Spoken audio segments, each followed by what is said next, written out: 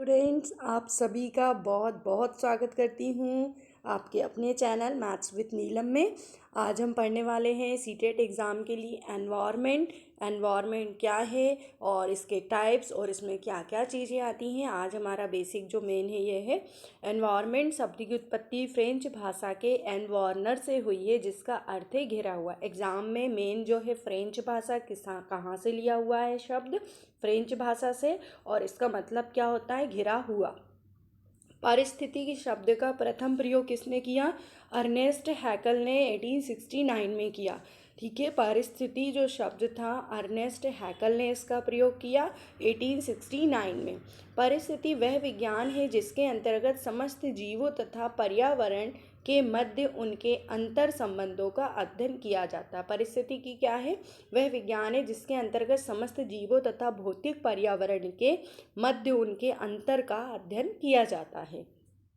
पारिस्थितिक तंत्र, इको और सिस्टम, इस शब्द का जो सबसे पहले प्रयोग किया है वो एजी टांसले ने किया है। और परिस्थिति शब्द का प्रयोग किसने किया है? अर्नेस्ट हैकल ने किया है परिस्थिति की शब्द का प्रयोग। और पारिस्थितिक तंत्र का एजी टांसले ने किया है। पारिस्थितिक तंत्र भौतिक तंत्रों का एक विशेष प्रकार का होता है। इसकी रचना जैविक और पारिस्थितिक तंत्र में जो दो चीज़ें आती हैं यहाँ पर क्या क्या है, जो कि हैं आपकी, एक है जैविक और दूसरी है अजैविक। तो पारिस्थितिक तंत्र की जब भी बात हो तो आपको ये हमेशा ध्यान रखना है कि इनमें दो चीज़ें होती है, एक होती है जैविक और दूसरी होती है अजैविक। और यह एक खुला तंत्र होता है। कैसा तंत्र होता है? ये एक खुला तंत्र होता है। तो यहाँ से आप बता सकते हैं कि पारिस्थितिकी तंत्र जो है एक खुला तंत्र है। और जो सूक्ष्म जीव होते हैं उन्हें बहुत अच्छा वियोजक डीकम्पोजर बोला जाता है। क्यों? क्योंकि जो मृत पौधे और जंतु होते हैं उन्हें वो पदार्थों को सड़ा गड़ाकर मृदा के निर्माण में महत्वपूर्ण भूमिका निभाते हैं। सूक्ष्म जीवों के अंतर्गत बैक्टीरिया तथा कवक को शामिल किया गया है। किसको शामिल किया गया है? बैक्टीरिया को और कवक को शामिल किया गया है। सूर्य से प्राप्त ऊर्जा पृथ्वी पर विद्युत चुंबकीय तरंगों के रूप में प्राप्त होती है। सूर्य से जो ऊर्जा प्राप्त होती है वो पृथ्वी पर किस रूप में आती है? विद्युत चुंबकीय तरंगों के रूप में आती है। ठीक है। जल पर पृथ्वी पर प्राकृतिक रूप से पाया जाने वाला एकमात्र अकार्बनिक है। देखिए मैंने यहाँ पर से मेन क्वेश्चंस लिए हुए हैं। जल जो है प्रकृति रूप से पाया जाने वाला एकमात्र अकार्बनिक तरल पदार्थ है। तो जल को हम पृथ्वी पर जो बोलेंगे अकार्बनिक तरल पदार्थ। पृथ्वी पर जल की कुल मात्रा समान रहती है, जबकि यह एक रूप से दूसरे रूप में परिवर्तित होता रहता है। एक रूप से दूसरे रूप में मतलब कभी वर्षा बनकर तो कभी बर्फ बनकर। तो इस तरह से इसके जो रूप का परिवर्तन है वो एक रूप से दूसरे रूप में होता है। ठीक है। तो यह जो प्रक्रिया होती है क्या कहलाती है? ये प्रक्रिया कहलाती है आपकी जल चक्र कहलाती है ये प्रक्रिया। मानव पर्यावरण संबंध के नियतिवाद उपागम के अनुसार मानव को पर्यावरण का एक तत्व माना जाता है। इसके अनुसार मानव प्रकृति के हाथ का खिलौना है। इसे पर्यावरणवादी उपागम भी कहा जाता है। एक क्वेश्चन आता है कि पर्यावरण का उपागम कौन को कहा जाता है या किसे कहा जाता है? तो मानव जो है पर्यावरणवादी उपागम कहलाते हैं। मानव क्या कहलाते हैं? पर्यावरणवादी उपागम कहलाते हैं।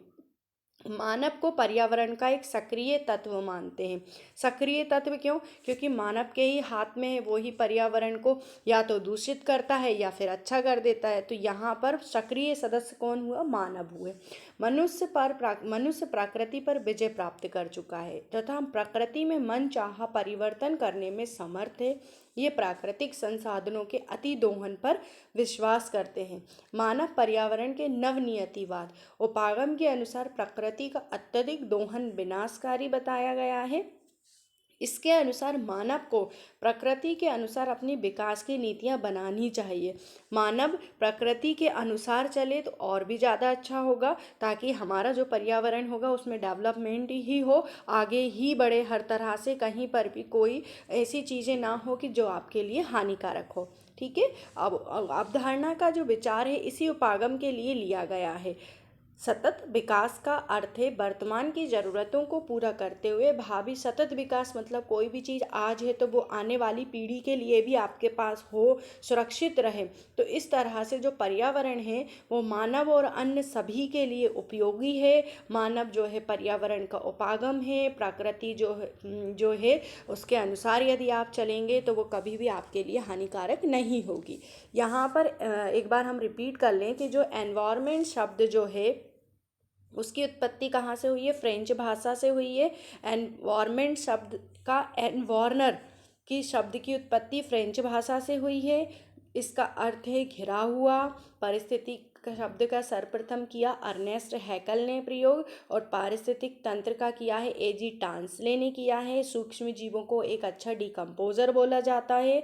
मानव प्रकृति के उपागम कहलाते हैं। जल हमारी प्रकृति पे पाया जाने वाला एक अकार्बनिक तरल है। आई होप कि आपको इनमें से कुछ क्वेश्चंस जो हैं इम्पोर्टेंट हैं वो आपको अच्छे से रिमेंबर रहेंगे, और एग्ज़ाम के व्यू पॉइंट से आप चाहें तो आपको अगर पीडीएफ चाहिए तो आप मेरे टेलीग्राम चैनल से जुड़ सकते हैं।